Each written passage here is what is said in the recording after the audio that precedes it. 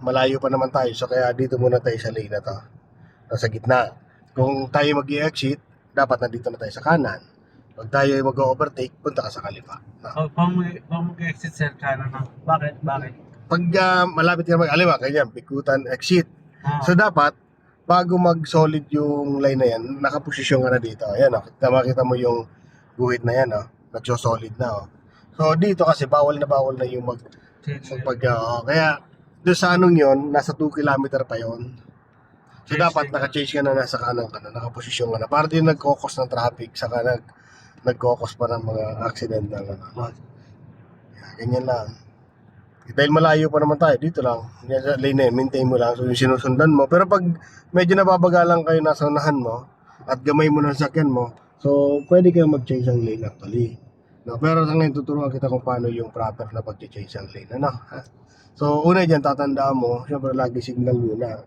Kasi importante yung signal, kasi kahit di mo kita yung nasa likuran, kita ka niya, napupunta ka doon sa signal na ginawa mo, kaliwa, makikita ka niya. Tapos, check mo rin. Laging check mo. Ang pag-check ng mirror, sir, huwag kang bababad ng mata dyan, ha. Pag tumingin ka sa mirror, saglit ang balik mo agad ang mata mo dito. Okay, balik agad sa unahan. Ano po? Pag nakita mo na siya, sigurado ka na walang sakyan sa likod, yun, saka ka mag-change ang lane. Ano po?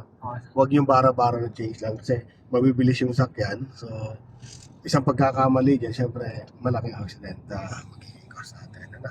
Hindi rin ako sir masyado nag-ano eh. Ah, ito, exit sir. Ayun, yung exit na yun kanina. No?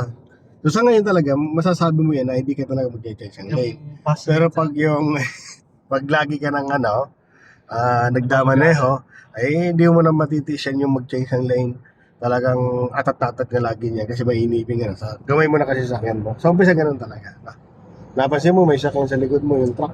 Ah, sir. Mabigat doon. So, kailangan yung pag-brake mo, hindi basta-basta kailangan yung brake mo na slight lang, smooth. Huwag yung pabigla, yung tipong mag-full stop ka. No. Okay, so dagdag ka ng gas. So gawin mo ngayon, mag-signal ka ng kaliwa. Silip tayo sa kaliwa. Wala sakyan. Okay. Wala. Punta doon.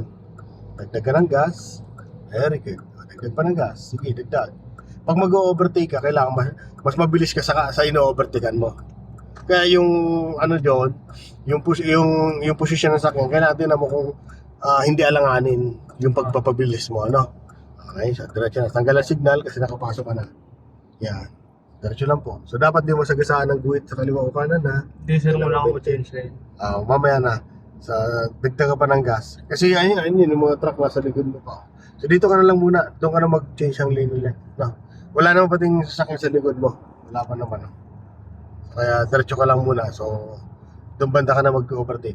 So, dagdag ka pa ng gas. Malayo naman nasa unahan mo, dagdagan mo gas mo. Yan naman yung pagkakataon mo na magpabilis. Pag ang nasa unahan mo napakalayo. No? Pero titignan mo rin speed limit. Kasi mayroon tayong mga speed limit dito. 80, 100, may 60, may ganun, no? So, dito sa natin, ang speed limit dito nasa 100. Dito sa area na to. No? So, ang takbo mo naman 90. So, pwede pa yan. Ayan, malayo na yung truck masyado. Saka ka na lang mag-change ang lane dito sa kanan. No? Very good.